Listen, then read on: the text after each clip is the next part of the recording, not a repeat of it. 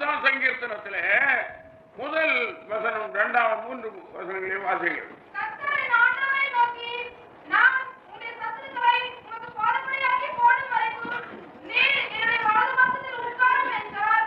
கர்த்தர் சீயோனிலிருந்து உமது வலமின் செங்கோலை அனுப்புவார். நீர் உம்முடைய சத்துருக்களின் நடுவே ஆளுகை செய்யும்.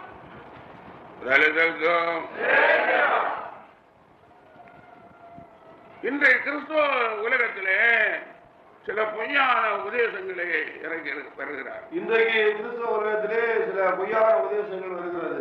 வேதத்தை வசனத்தை ஆதாரமாக எடுக்காமல், வேத வசனங்களை ஆதாரமாக எடுக்காமல் தங்களுக்கு தோன்றபடி வியாக்கியானம் பண்ண, தங்களுக்கு தோன்றினபடியெல்லாம் வியாக்கியானங்கள் பண்ணுகிறது.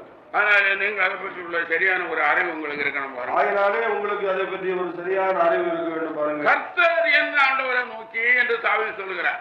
கர்த்தர் என் ஆண்டவரை நோக்கி என்று தாவீது சொல்கிறார். ஆண்டவராய் இயேசு கிறிஸ்து தாவீதுக்கு ஆண்டவராம்.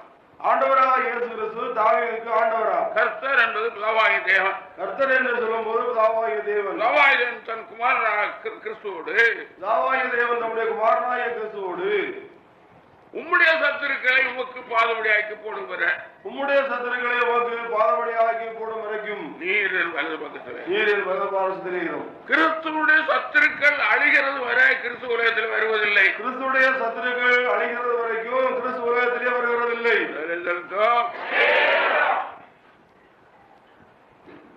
அப்புறம் தேவனுடைய பிள்ளைகள் ரகசிய வருகை ரகசிய வருகைன்னு சொல்லுகிறார்களே, தேவனுடைய பிள்ளைகள் ரகசிய வருகை ரகசிய வருகை என்று சொல்லுகிறார்களே, அது 100க்கு 100 அறியாமை பாருங்க. அது 100க்கு 100 அறியாமை பாருங்கள். தேவன் ஒரு மனுஷனோடு பேசுகிறார். தேவன் ஒரு மனுஷனோடு பேசுகிறார். ஒரு